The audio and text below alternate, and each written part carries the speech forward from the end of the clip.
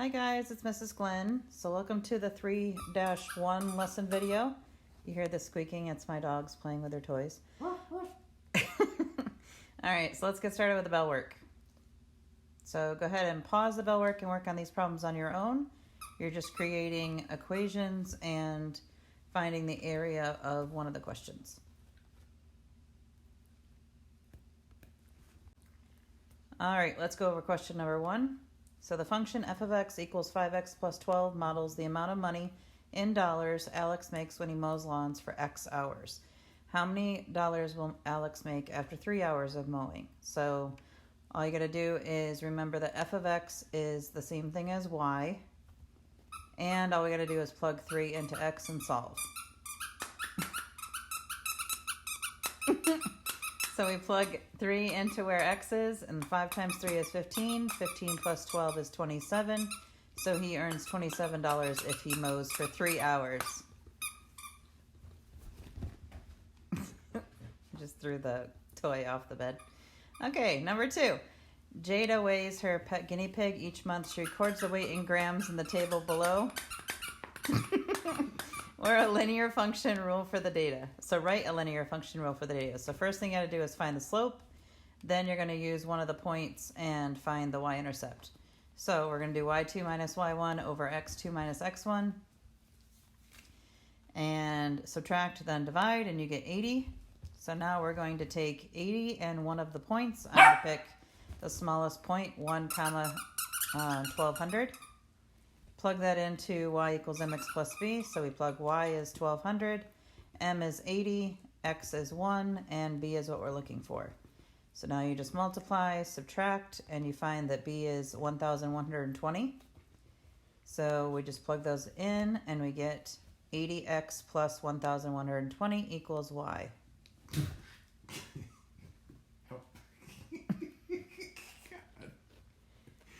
The dog is attacking my husband. Okay, send for help. Number 3. All right, so now let's do number 3. The function f of x equals negative 3.5x plus 45, where 0 to 12.5 models the length of the rectangle in terms of its width.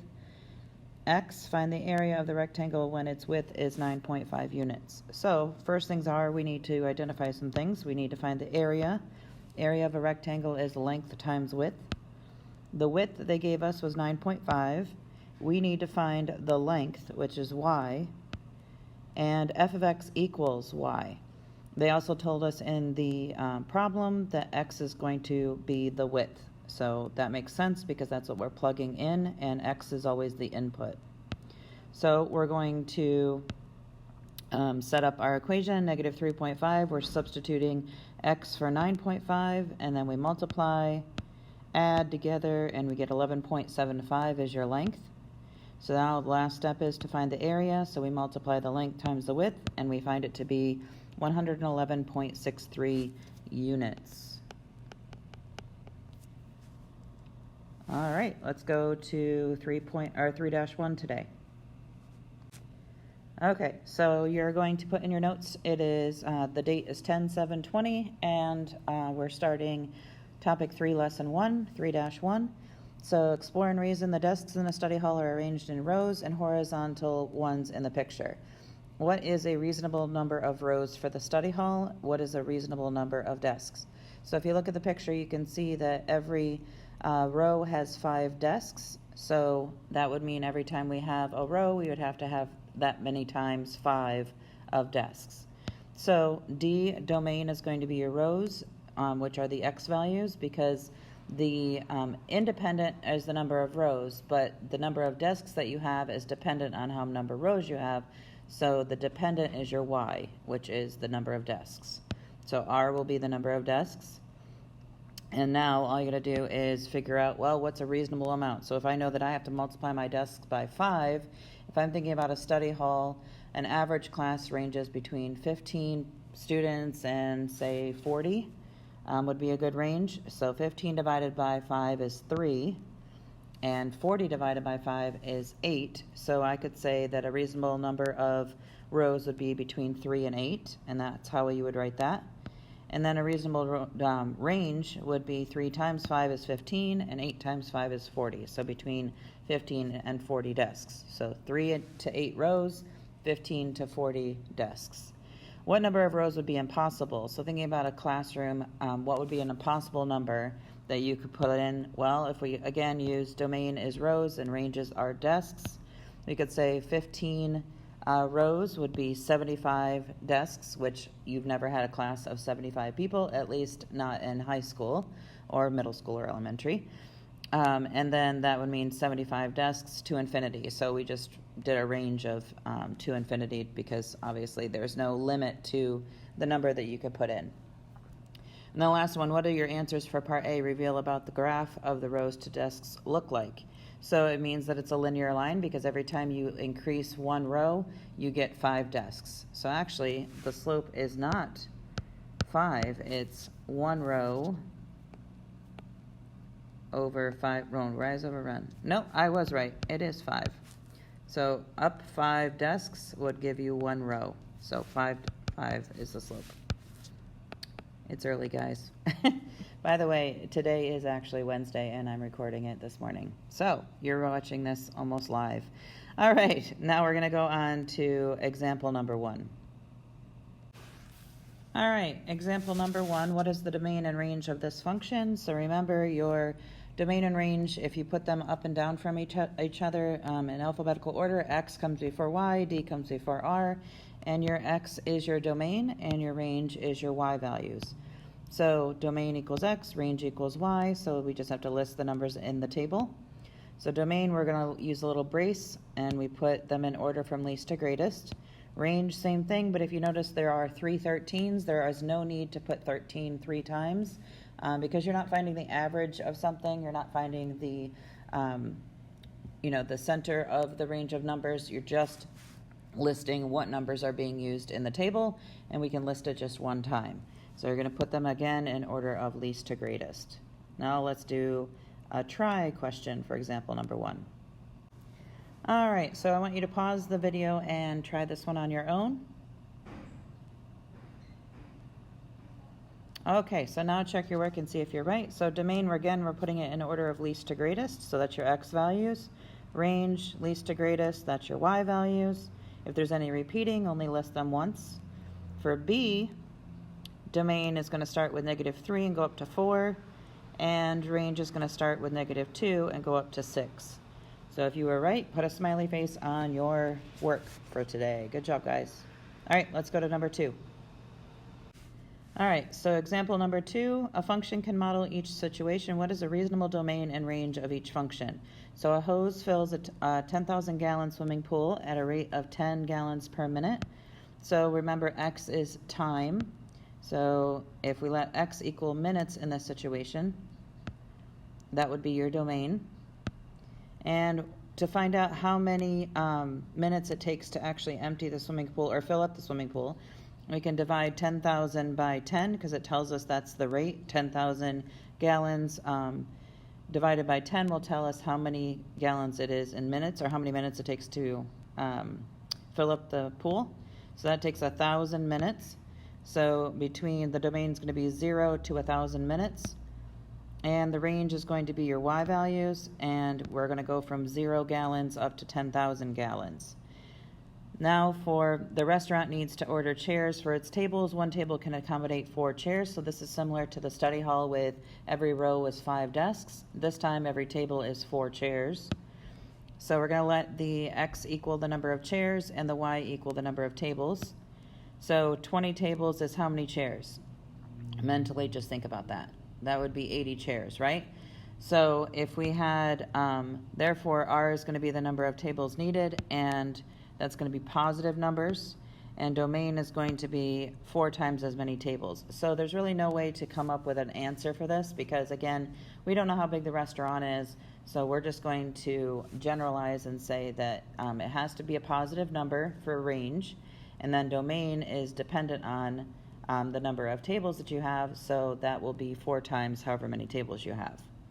All right, let's do another one. All right, so for example 2b, is the domain for each situation continuous or discrete? So the domain of a function is continuous. Everybody knows what the word continuous means. It means it goes on and on and on. When it includes all real numbers, so that's including decimals. So a continuous line is a straight line that's connected with all the points that are connected with a straight line or whatever kind of line it is. The graph of the function is line or curve. So the domain of a function is discrete when it consists of just whole numbers or integers. So when we're talking about the desks and the chairs situation earlier, think about, is that a discrete kind of graph where you can only put down the points and there's no decimals? Or is that a continuous kind of graph? So if you think about the hose fills a 10,000 gallon swimming pool, can we put a half a gallon of water in and know how many minutes or how many seconds that took? Is it only going to be 1 gallon filled each time, or are they turning on a hose where you could have a part of a gallon or a part of a minute it took to fill up that amount? Of course, so you can have a part for the hose situation. So it's continuous because you can have a decimal for the x and the y values. So that means you can have a line where every single point on that line, including decimals or fractions, is included in the situation. But for these tables in the chair situation, obviously you can't have a half a chair or half a table. That would make sense. It would fall over. So I just told you on the left-hand side, 1 minute and 30 seconds is 90 seconds, and that would be equivalent to 15 gallons. If 10 gallons was 1 minute, half a minute is 5. 5 plus 10 is the 15 gallons. So for the right-hand side, we know that it's discrete because you cannot use decimals with the number of tables and chairs. The tables and chairs would fall over if you cut them, to make the decimal. All right, so now I want to show you a graph of what those two look like. So I color-coded it based on the color I wrote. So the blue will be the hose and the purple will be the restaurant. So if we're looking at the blue, we have a range. The y value goes up to 10,000, and the x value, I just went up to 25. So that's just the number of minutes, because if you actually calculate what 1,000 minutes is, and which is what I'm going to do right here, so you find out what the x and the y intercept is. So we know that at 0 minutes, there's 10,000 gallons of water, and then it would, actually, you know what? I did this backwards. It should be increasing, not decreasing. We should be flipped around. So hold on 1 minute.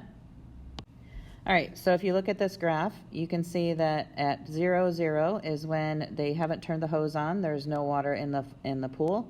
And then if you divide 1,000 by 60, you'll find that the answer is 16.6 minutes. So I put a point at 10,000 gallons of water and 16.6 minutes, and that would be a linear function that goes straight up in the air. And then if you were to calculate the purple one, ignore that. That's not the line that I wanted. Okay, so it's a solid line. The purple one is talking about chairs. So remember, every chair is, every table is 4 chairs. So if we were to graph that, it would just be all these points going up like this, and they are not connected. So that would be a discrete line. So that is not a line, it is just a discrete line. All right, so for example 2, analyze each situation, identify a reasonable domain and range for each situation, explain. So a bowler plays $2.75 per game. So the domain would be positive integers because that's the number of games they're playing. So obviously they can't play negative number of games. And the cost for each game is $2.75, so that's dependent on the number of games they play. So again, that will also be positive integers because every time they play a game, they're going to have to pay $2.75. Then for part B, a car travels 25 miles using 1 gallon of gas. So that is also positive real numbers for a domain, since a portion of the gallon of gas can be used.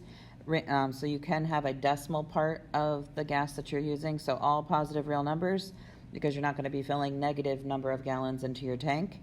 And then since the car can go 25 miles per gallon, you can use any positive real numbers of gallons of gas. The outputs will be 25 times the number of real numbers. So 25 a gallon, every gallon you use is 25 miles that you've driven. All right, guys, and that's the end of the lesson. Have a great day.